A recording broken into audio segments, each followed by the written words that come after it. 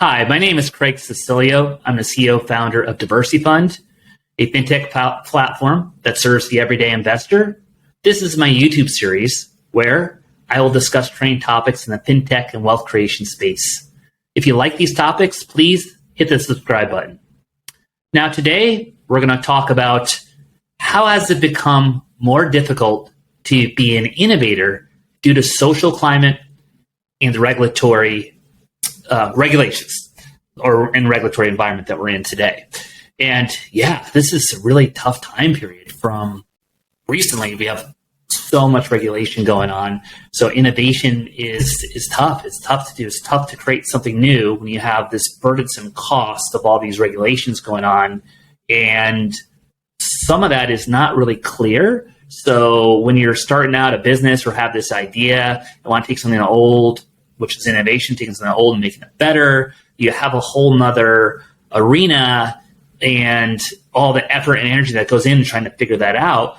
And also at the same time, it's a cost because you have to hire the experts on it. And when you hire the experts on it and they don't know what's going on, that cost really kind of builds up. So it's going to be more upfront cost to build a business with innovation. And so what does that mean? Well, that means if there's more cost, the barrier to entry, the barrier to build a business is higher. Less people are going to have the resources to start a business. And then especially in an environment where we live today with inflation and some things kind of slowing down a little bit, there's less liquidity out there or money and capital to support people, especially to support a business that has to go against these regulatory giants. So with that all together, innovation is going to slow down somewhat across the board. Now, looking at the social climate, there's a lot of things going on out there. And I kind of tend to just listen a lot about this. My opinions, I got some personal opinions, some business opinions about this. It's tough. We're very, very, very polarized today. Are we more polarized today than before? I don't know. I'm not sure if I really buy that. I know we have social media. People communicate more. We had a pandemic. People are online more. So I think a lot of ideas are coming out of people's heads. I think a lot of these things were inside of us before, but now we didn't say it. Now we're all feel empowered and safe to say these things, which I think is a healthy thing to do. However, with that being said, we have this kind of crazy social environment where you can't write a book about somebody without maybe having the same kind of background as them. I know some people personally who've tried to publish books and they came from one type of background and they were writing about someone else, another minority group, and they weren't able to publish the book. Kind of odd, but that was the case in this specific circumstances. I can't use the names. I know them well, but I'd love to share that story with you sometime. I think there's a podcast out there about it.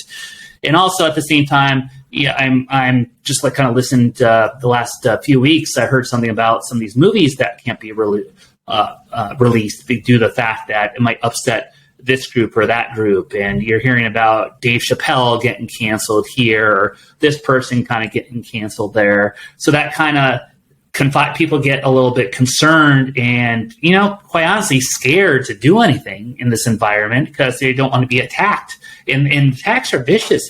People get personally attacked. I mean, if you haven't seen in the news, I think someone's disagreeing with the Supreme Court and they're protesting outside their house. And right, you have protesting should be done in a public situation. We should allow, if you disagree with someone, it's okay. We have that right to disagree, but it's kind of the manner we disagree in. And it's kind of this hostile environment that's kind of created through that. So again, being an innovator, you're making change. Things are different. Not everyone's going to understand what you're doing. People are going to be against what you're doing. But now, some of us are thinking, why should I do something differently? Because I'm going to be attacked. And that's going to scare some people. So between the regulations and the culture that's kind of out there, innovation is kind of getting curtailed a little bit more, I believe. And it's going to take a lot more energy, a lot more effort. It's going to take some strong-willed people to get out there and put themselves in the public to press these things all the time. And you can see all the famous people out there getting attacked all the time. These stories that are kind of, to me, are nonsensical at the end of the day. There's more things I could do better than understanding someone's wedding in France or who's showing up. I don't need to hear that stuff, and I get that on my feed every day. But it's like, hey, are a country based on entrepreneurship and innovation. We need to promote that. We need to kind of stop being so like far apart and kind of come together a little bit more. And right now, it's just kind of this environment that we're trying to figure out. And so hopefully, I'm an optimist again at the end of the day. I love this country. I love everything that it stands for at the end of the day. Hopefully we could come together and kind of promote innovation. We could promote people and redevelop the kind of the social climate out there to be inclusive and allow people to disagree and have different opinions without attacking them so much. But right now, we're still a work in process. Well, I could go on this one and, hours talking about this, maybe weeks and months. I love this subject. So thank you for listening today. And again, if you like it, hit the subscribe button, and thank you for listening. Take care.